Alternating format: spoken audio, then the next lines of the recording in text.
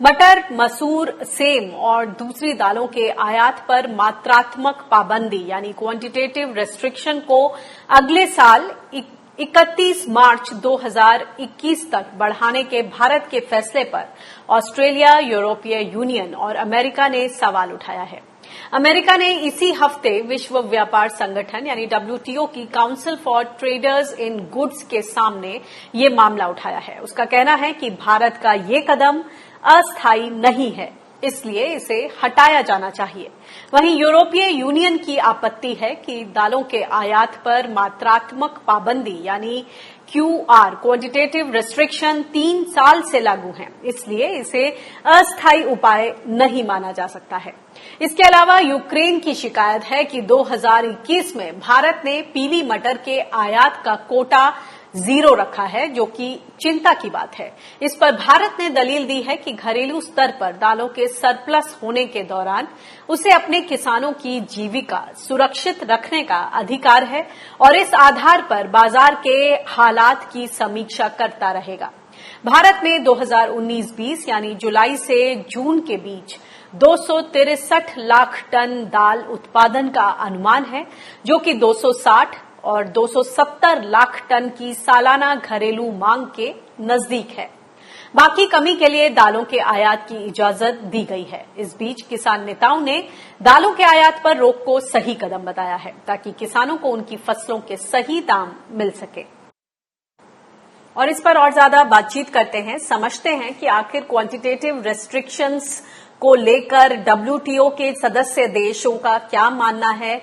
इस पर बातचीत करने के लिए हमारे साथ ट्रेड एक्सपर्ट अफसर जाफरी जी जुड़ गए हैं। अफसर जाफरी जी, ये बताइए कि जो भारत में दाल के किसान हैं, उनको कहा जा रहा है कि क्वांटिटेटिव रेस्ट्रिक्शंस अब अलाउ नहीं कर सकते हैं, क्योंकि इसकी वजह से जो दुनिया भर के प्राइसेस हैं वो डिस्टॉर्ट होते हैं, उन पर असर पड़ता है और दुनिया भर के किसानों पर भी असर पड़ता है। लेकिन ये बताएं कि इस वक्त जब कोरोना काल चल रहा है तो WTO की तरफ से इस तरह की शर्तें या इस तरह की बातें सामने क्यों आ रही हैं? ऐसे में जो भारत के किसान हैं, दाल के किसान, उनका क्या होगा? आपका जो पहला सवाल है उसका जवाब यह है कि WTO के अंदर क्वांटिटेटिव रिस्ट्रिक्शंस या मात्रात्मक प्रतिबंध बिल्कुल अलाउ नहीं है। और हिंदुस्तान ने 2001 में, जब आपको याद होगा, भारत का एक विमान एयर इंडिया का कंधार में जाके किडनैप हुआ था और उसको ले जा गए थे, उसी समय हमारा जितना भी मात्रात्मक प्रतिबंध था भारत ने उसको उठा लिया था, हटा दिया था। और अभी जो ये बात चल रही है दालों के ऊपर मात्रात्मक प्रतिबंध की हटाने की, उसमें भारत 2018 के अप्रैल से ये लगाता चला आ रहा है और 3-3 महीने के लिए एक्सटेंड कर रहा था, और अभी जैसा उसने 2021 तक के लिए इसको एक्सटेंड कर दिया है।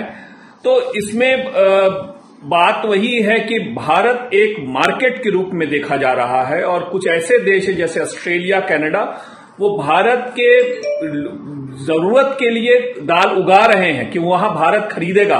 और आज जब भारत के किसानों ने भारत को आत्मनिर्भर कर दिया है दाल में, तो उनके लिए ये खटक गया है, बहुत बड़ा उनके लिए एक चिंता का विषय बन गया है और वो चाह रहे हैं कि भारत हमेशा उनका बाजार रहे और इसीलिए वो दूसरे रूट्स भी चुनने की कोशिश करें, चाहे वो मुक्त व्यापार समझौते का रूट हो, जिसके अंदर भारत को वो एक मार्केट के रूप में देखना चाहते हैं। वो चाहते हैं कि भारत इंपोर्ट करता रहे कनाडा से, ऑस्ट्रेलिया से, यूक्रेन से दालों का, चाहे वो आत्मनिर्भर हो या नहीं हो, लेकिन उनका बाजार खुला रहना चाहिए। उनका मार्केट, जो भारत एक मार्केट है, उनके लिए हमेशा खुला रहना चाहिए। जी, ऐसे में जो भारत के लिए अब किस तरह का रास्ता, क्योंकि ये संधियां, ये जो शर्तें हैं, FTAs हैं, ट्रेड अग्रीमेंट्स, ये भी जरूरी हैं, लेकिन अगर हम अपनी किसानों की बात करें तो अगर ये इंपोर्ट रेस्ट्रिक्शंस हटा दी गई, जैसे कि टेम्पररी भारत ने 3 साल के लिए क्वांटिटेटिव रेस्ट्रिक्शंस रखी हैं, अगर ये हटा दी गई तो ऐसे में तो भारत के जो किसान हैं उन पर बहुत बुरा असर पड़ेगा, उनको सही भाव नहीं मिलेंगे। तो अब भारत के लिए किस तरह का रास्ता अब देखते हैं कि उनको भी धक्का ना पहुंचे और जो ये अंतर्राष्ट्रीय संधियां हैं इन पर भी कोई दिक्कत ना आए, कोई आंच ना आए। जहां तक आपके दूसरे सवाल का है, कोई इसका बीच का रास्ता नहीं है।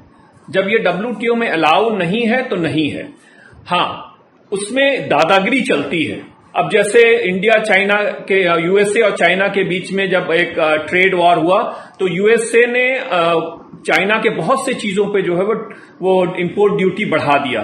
उसी तरह भारत और यूएसए के बीच में जब पिछले साल एक ट्रेड वॉर हुई थी तो भारत ने भी जो है बहुत से चीजों पे यूएस के जो है वो ड्यूटी बढ़ा दी थी।